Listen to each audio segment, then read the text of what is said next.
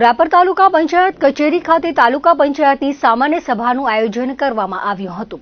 સામાન્ય સભામાં કારોબારી સમિતિ તથા સામાજિક ન્યાય સમિતિના સભ્યોની વરણી કરવામાં આવી હતી। બેઠકમાં તાલુકા વિકાસ અધિકારી ખોડુભા વાઘેલા, તાલુકા પંચાયત પ્રમુખ રાજેશ ઢીલા, ઉપપ્રમુખ ભરત રાજપૂત, કારોબારી સમિતિના ચેરમેન શક્તિસિંહ જાડેજા, સામાજિક ન્યાય સમિતિના ચેરમેન દક્ષાબેન ઘેડાની આગેવાનીમાં સમિતિની રચનાઓ કરવામાં આવી હતી। કારોબારી સમિતિમાં 9 સદસ્યો તથા સામાજિક ન્યાય સમિતિમાં 5 સદસ્યોની વરણી કરવામાં આવી હતી। કારોબારી ચેરમેનના નામની દરખાસ્ત ખીમજીભાઈ વાઘાભાઈ વાવિયાએ કરી હતી, જેને ભાવનાબેન ભરવાડે ટેકો આપ્યો હતો। સામાજિક ન્યાય સમિતિના ચેરમેનની દરખાસ્ત શક્તિસિંહ જાડેજાએ કરી હતી, જેને ભરતભાઈ સોલંકીએ ટેકો આપ્યો હતો।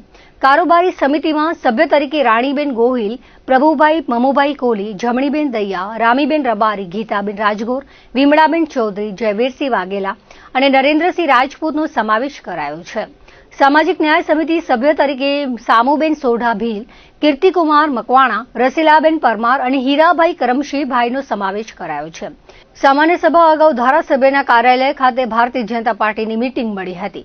ત્યારબાદ રાપર તાલુકા પંચાયત કચેરી ખાતે સામાન્ય સભા યોજાઈ હતી, જેમાં જિલ્લા ભાજપ ઉપપ્રમુખ વસંતભાઈ કોડરાણી, નશાભાઈ દૈયા, મહેન્દ્રસિંહ વાઘેલા, કાર્યાલય ઇન્ચાર્જ વિનુભાઈ થાનકી, મુદુભા વાઘેલા, જયવીરસિંહ વાઘેલા સહિતના સદસ્યો ઉપસ્થિત રહ્યા હતા। કાર્યક્રમનું આયોજન વિસ્તરણ અધિકારી ગીતાબેન રાઠોડ દ્વારા કરવામાં આવ્યું હતું।